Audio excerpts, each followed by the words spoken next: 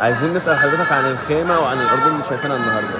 وعن العروض اللي شايفينها النهاردة. هي فكره عروض جديده، يعني في خيم رمضانيه من زمان بنحضر فيها، ممكن يبقى من 30 سنه او اكتر كمان. بيقدموا غنى، بيقدموا فرقه بيبقى فيها شباب بيغنوا، وممكن نهايه الاسبوع بيبقى في مطرب موجود. الناس بيقعدوا بشكل معين، بيبقى فيه زي لاونج، بيبقى فيه حاجات. هنا جات لي الفكره بتاعت شارع المعز او الحسين، فازاي نعمل ده؟ فمعانا طبعا دكتور محمود سامي، هو مهندس الديكور اللي معانا في المسرح على مدى 15 سنه، وعمل الديزاين بتاع الشكل اللي انتم شايفينه. في ناس بيفتكروا ان دي بيوت حقيقيه وان دي محلات حقيقيه، هي دي كلها ديكورات عامله زي ديكورات السينما. فاتعمل الشكل الديكورات ده في نفس التوقيت اللي انا معايا مجموعه من الشباب، 40 ولد وبنت، عندهم طاقه وعندهم احساس ان هم منهم كتير معايا في المسرحيه بتاعت عيله الشباشير دي، يعني خريجين المعهد او طلبه في معهد فنون مسرحيه، مع طلبه من معهد موسيقى. ابتديت اشتغل معاهم بروفات على فكره جديده، ازاي نعمل عرض مسرحي مفروض نستدعي فيه نوستالجيا ذكريات الناس الحلوه عن رمضان، اذا كان من اغاني، اذا كان من افلام او مسلسلات او تترات مسلسلات اللي الناس دايما فاكراها، اما يشوفوها قدامهم لايف دي تخيلت ان دي ممكن تعمل رد فعل كويس. والحمد لله احنا اول الخيمه النهارده تبدو ان هي اول يوم، لا احنا بقى لنا كذا يوم، فالحمد لله شفنا ردود الافعال جميله. عايزين نعرف بقى سبب اتجاهك اصلا للمطعم نفسه كان في البداية ازاي؟ سبب اتجاهك للمطعم نفسه. هو المطعم نفسه من 4 حبك سنين، للطبخ. من 4 سنين.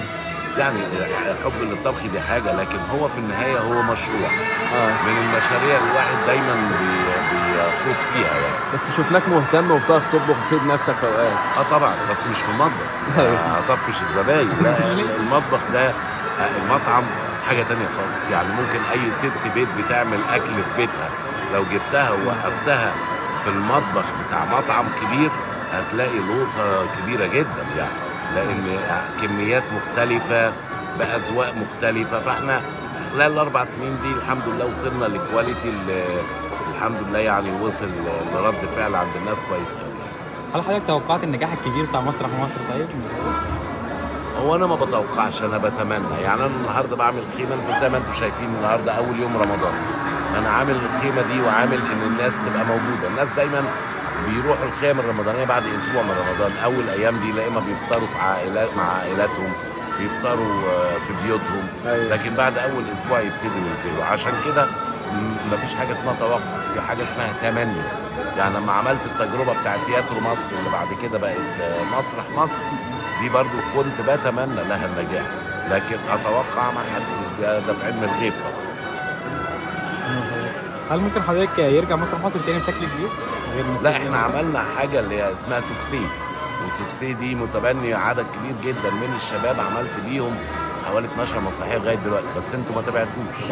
انا شكلها مين من نجوم مسرح مصر في ان هو حقق نقله كبيره يعني؟ كلهم، كل واحد بشكله، كل واحد بطعمه، انت ما تقدرش تجمع على حد.